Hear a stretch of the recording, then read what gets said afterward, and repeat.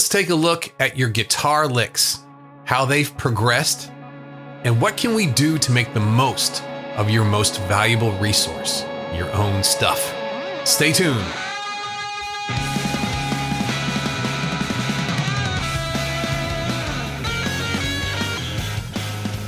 Hello and welcome, friends, to this episode of the Play Guitar Podcast. I'm Lee, and this is the podcast that's determined to make you a better guitar player. No matter if you're just starting out or you've been playing for years, this is the show that will help you become the guitar player that you always wanted to be. And if you're new here, make sure you subscribe to the podcast and check out the description for all of the links from the show. Do you have a favorite guitar lick? I have a few. I play all the time. Do you have a lick that you just start to play every time you pick up the guitar? I have a few of those. Do you have some in a certain song that you just play the same lick all the time? Why is that? Why don't we always keep trying to find some new licks? Why do we get stuck on certain licks? Or why do we just love certain licks? We never get past those. I remember I was at a local music store and I was teaching guitar. And we'd hang out in the store, and then the owner's wife, the owner was a great guitar player too. His wife was working there, and she asked me, she said, "Why do you play the same lick on every guitar you try out?" And she said, "It's not just you. All the guitar players I hear, they pick up a guitar when they go to try the guitar out. Why do they play the same thing every time?" She said, "I've heard you play live. You don't play any of that stuff when you play live, but why every time in the store do you play the same thing?" And I've got some certain licks. I figured I have certain guitar licks that I use for different things. And I've got certain what are my guitar licks? My music store guitar licks.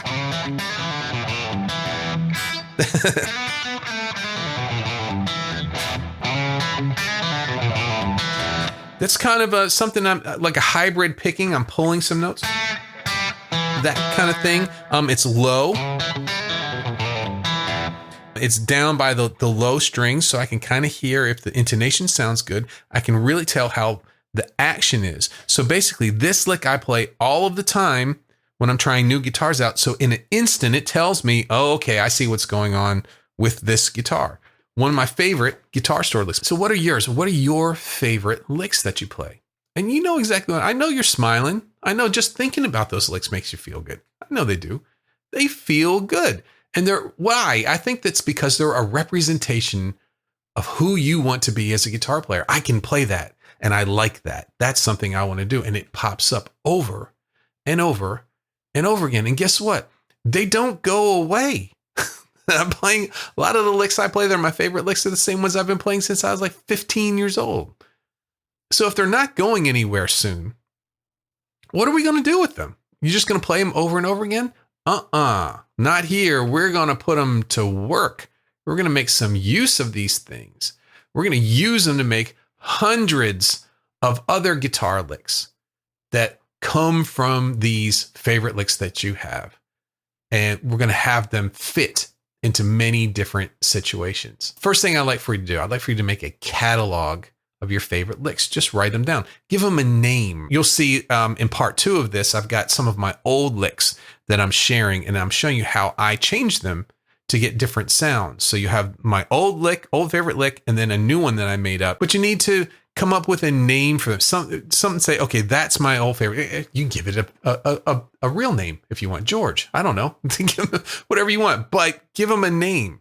Mine is usually like the D thing that slides down or something like that. You know, those things that just something that describes it, nothing fancy, but that you can say, okay, this is it. I play this all the time.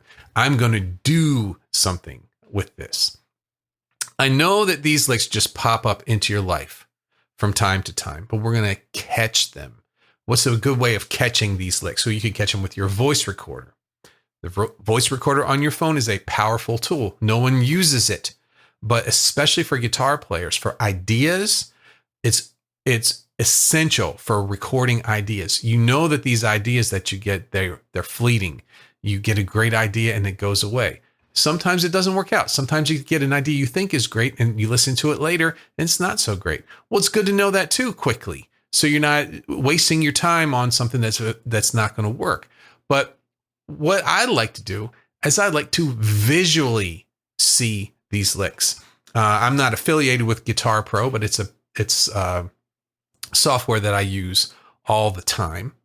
And I sit down and I tab these licks out and I can see them. I see what rhythms.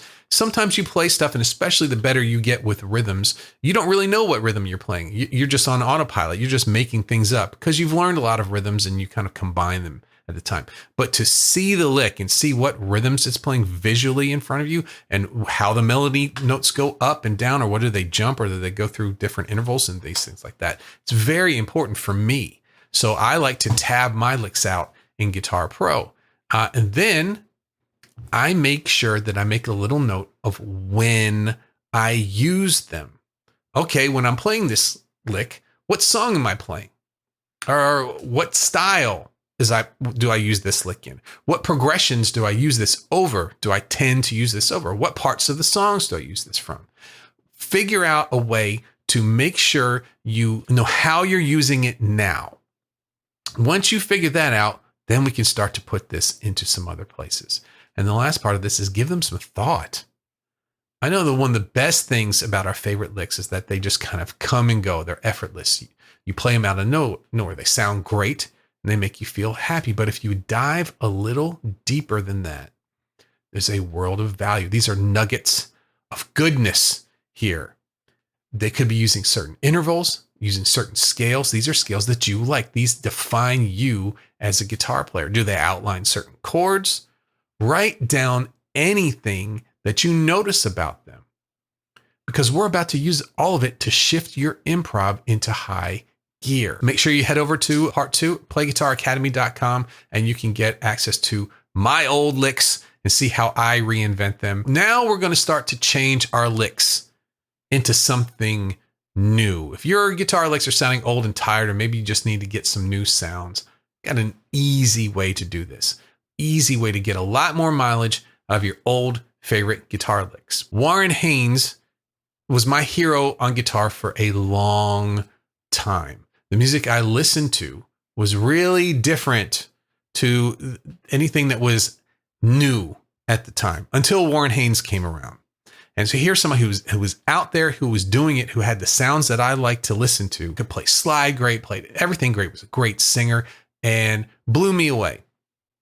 And I'm pretty sure I can't tell you what the interview was, but it left a mark on me. I think he said something about, well, he's not playing 10 million licks, that, he could play, a lot of these jam band things you play for very long periods of time. He's taking licks that he knew and he was modifying them. He was making small variations in these licks to come up with something completely new. I forget where I saw it. It may have been a lesson video. You can tell me where it is for those of you who know about this, but it made an imprint on me.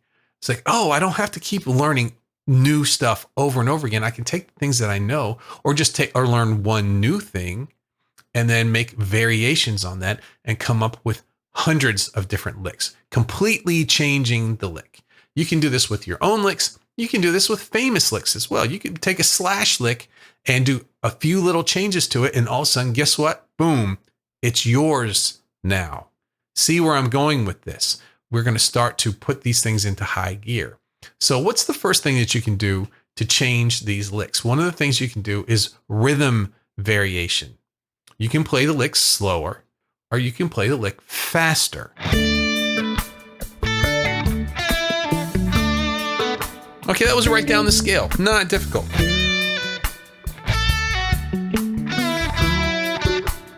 Let's play this.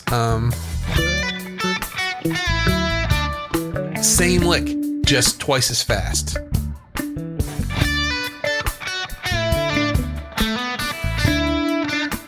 Here's slow.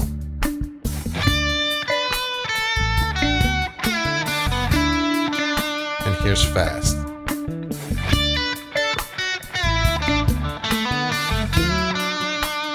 What are some other things to do that you can change up your licks, add a little bit of interest to? Syncopation is something. Now, that's a word that a lot of people say they don't really understand exactly what it means. Syncopation is easy. Here's the definition. It's a temporary displacement of the regular metrical accent in music caused typically by stressing the weak beat. Thank you, Merriam-Webster, for that. So basically it's changing the rhythm from the strong beat to the weak beat.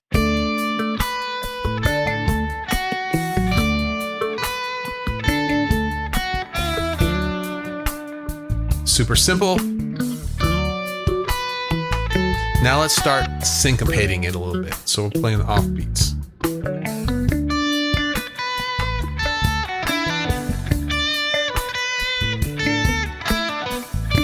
Here's a first one, syncopated.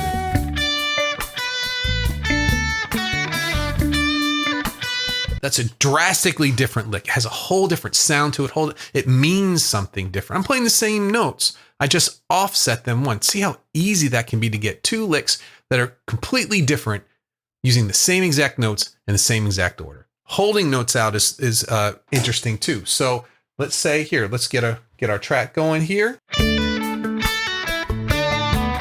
There's our lick.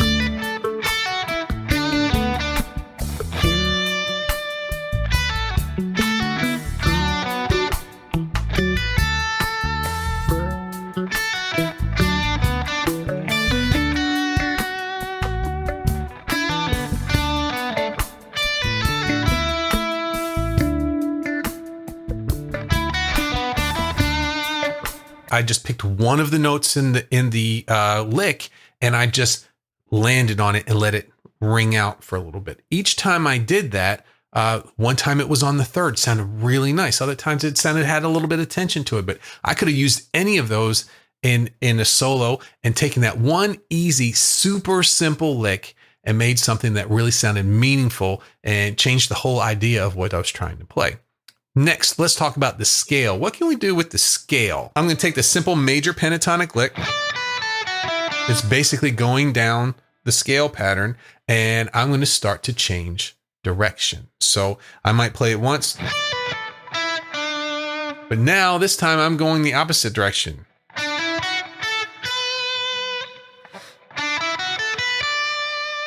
So same lick, I'm just going up the scale this time.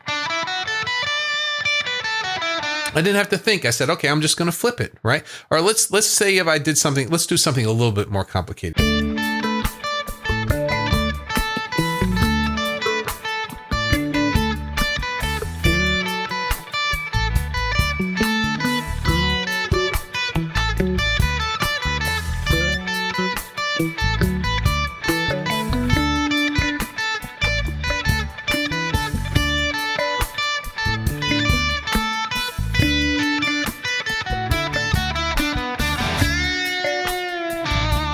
I changed direction in that one, and mixing the two together, I got a whole different kind of vibe about that. It was a really neat sound. Okay, this time I'm going to do it a little bit different. Instead of changing the direction, I'm going to change the actual intervals that I'm playing. My jump from the first note to the second note was I'm on the root note on the top and then the fifth on the bottom. I'm going to jump down to the second degree of the scale this time.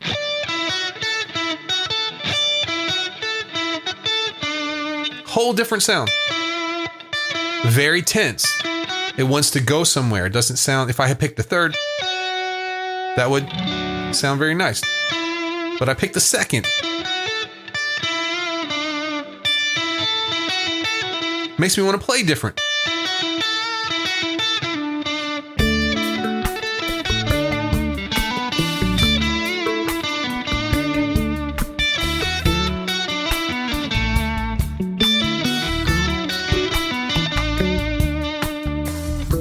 So just changing that second note, it made the rest of my line want to go somewhere else. So the original lick now was a starting point, and I made one small change and it turned it into something else. Another thing that I like to do is do some repeated notes. Here's our original lick. And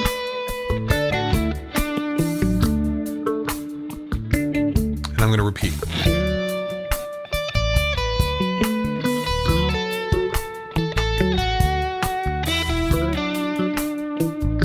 Very different sound. Same notes, same direction. Very different.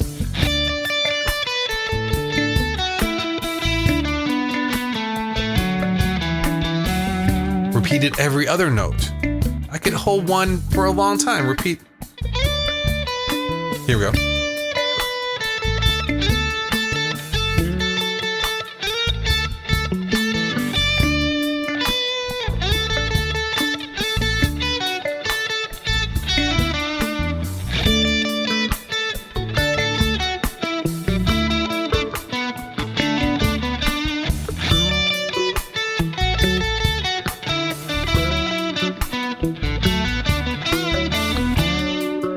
let's talk about some other things that you could do. You could put these into new situations. You could take some certain licks that you play in one style, move it to another style. Very easy thing to do. The other thing you can do is you can mess with major and minor. You can take a lick that you normally play in a minor song, try playing it in a major song, or like a blues, something with a major third in the chord, doing some adjustments to your lick and making some really cool stuff. You could also use it over different chord progressions.